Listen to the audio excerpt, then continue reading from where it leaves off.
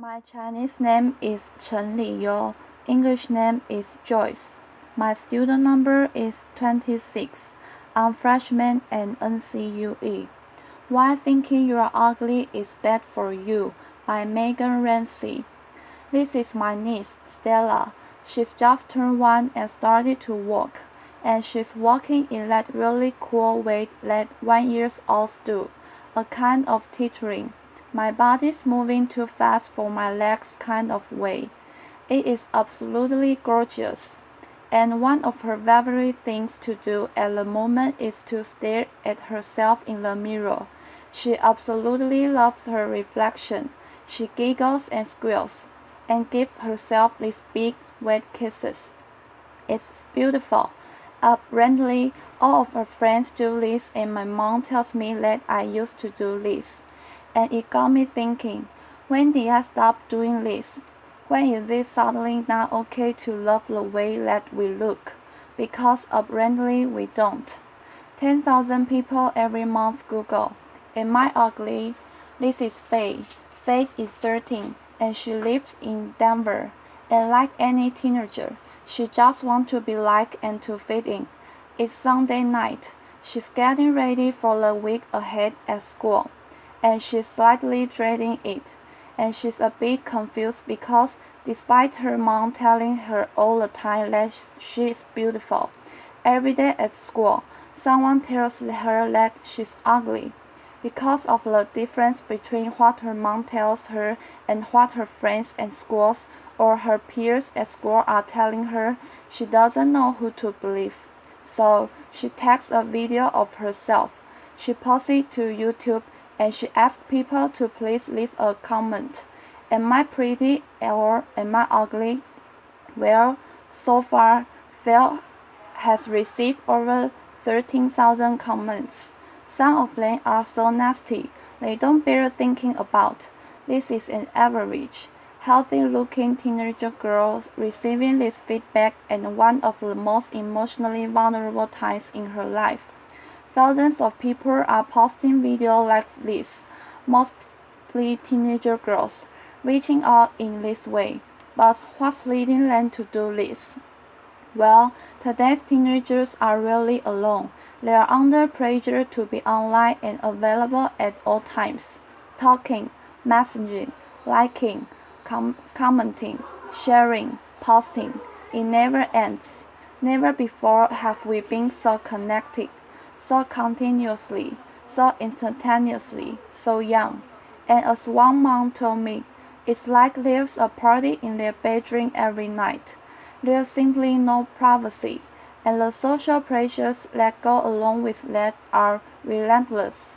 This always-on environment is training our kids to vary themselves based on the number of likes they get and the types of comments that they receive. There's no separation between online and offline life. What's real and what isn't is real hard to tell the difference between. And it's also really hard to tell the difference between what's authentic and what's digitally manipulated. What's highlighted in someone's life versus what's normal in the context of every day. And where are they looking to for inspiration? Well, you can see the kinds of images that are covering the new feeds or girls today. Size 0 models still dominate our catwalks. Airbrushing is now routine, and trends like Thinkspiration, Thigh Gap, Bikini Bridge, and Piranha. For those who don't know, Piranha means pro-anorexia. These trends are tinged with the stereotyping and flagrant objectification of women in today's popular culture. It is not hard to see what girls are benchmarking themselves against. But boys are not immune to this either. Aspiring to these chiseled jawlines and ripple six-packs of superhero-like sports stars and Playboy music artists. But what's the problem with all of this? Well, surely we want our kids to grow up as healthy, well-balanced individuals.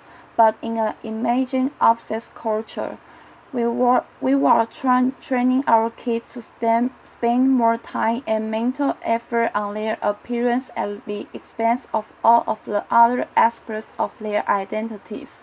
So, things like their relationships, the development of their physical abilities, and their studies and so on begin to suffer. 6 out of 10 girls are now choosing not to do something because they don't think that they're good enough. These are not trivial activities. These are fundamental activities to their development as humans and as contributors to society and to the workforce. 31%, nearly 1 in 3 teenagers, are withdrawing from classroom debate. They are failing to engage in classroom debate because they don't want to draw attention to the way that they look.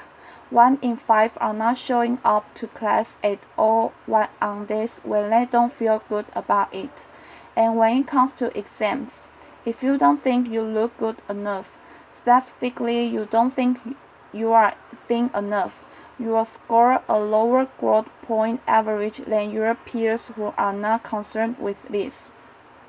And this is constant across Finland, the US, and China, and it's true regardless of how much you actually weigh. So to be super clear, we are talking about the way you think you look, not how you actually look. Low body confidence is undermining academic achievement, but it's also damaging health. Teenagers with low body confidence do less physical activity, eat less fruits and vegetables, partake in more unhealthy weight control practice that can lead to eating disorders. They have lower self-esteem. They are more easily influenced by people around them and they are at greater risk of depression. And we think it's for all of these reasons that they take more risk with things like alcohol and drug use, crash dieting, cosmetic surgery, unprotected earlier sex, and self-harm. The pursuit of the perfect body is putting pressure on our healthcare systems and costing our governments billions of dollars every year. And we don't grow out of it. Women who think they are overweight, again, regardless of whether they are or are not, have higher rates of absenteeism. 17% of women would not show up to a job interview on a day when they were feeling confident about the way that they look. Having a think about what this is doing to our economy. If we could overcome this, what the opportunity looks like. Unlocking this potential is in the interest of every single one of us. But how do we do that? Well, talking on its own only gets you so far. It's not enough by itself. If you actually want to make a difference, you have to do something. And we've learned there are 3 key ways. The first is we have to educate for body confidence. We have to help our teenagers develop strategies to overcome image-related pressures and build their self-esteem. Now, the good news is that there are many programs out there available to do this. The bad news is that most of them don't work.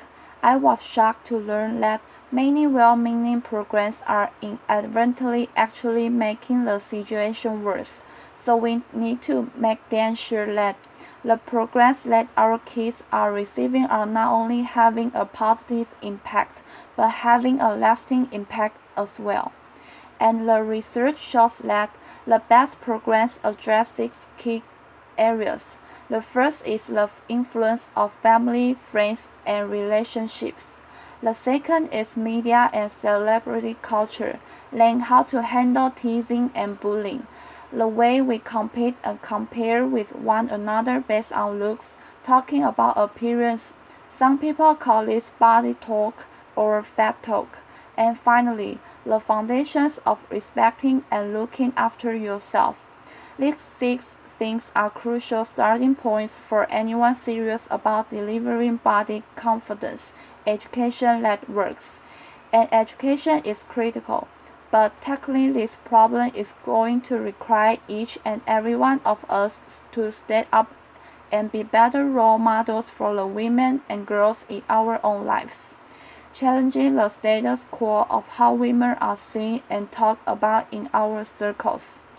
It is not okay that we judge the contribution of our politicians by their haircuts or the size of their breasts, or to infer that the determination or the success of an Olympian is down to her not being a looker.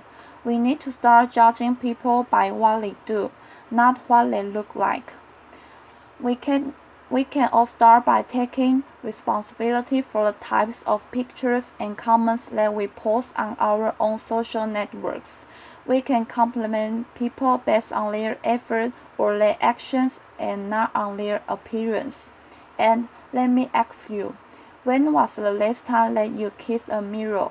Ultimately, we need to work together as communities, as governments, and as business to really change this culture of ours so that our kids grow up valuing their whole selves, valuing individuality, diversity, inclusion.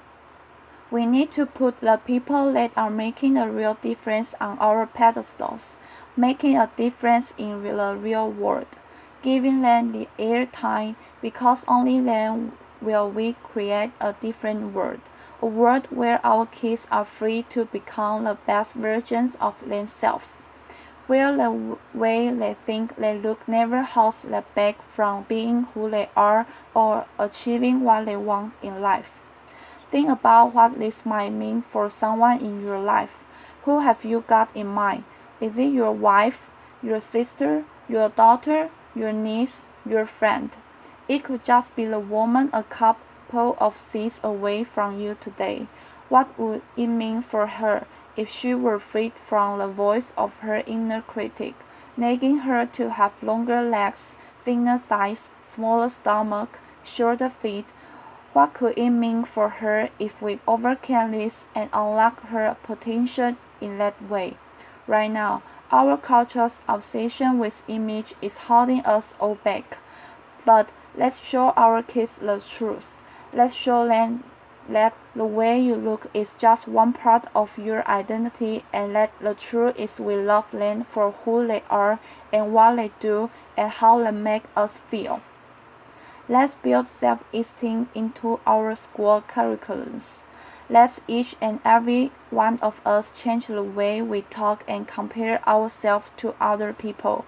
And let's work together as communities, from grassroots to governments, so that the happy little 1-year-olds of today become the confident change makers of tomorrow.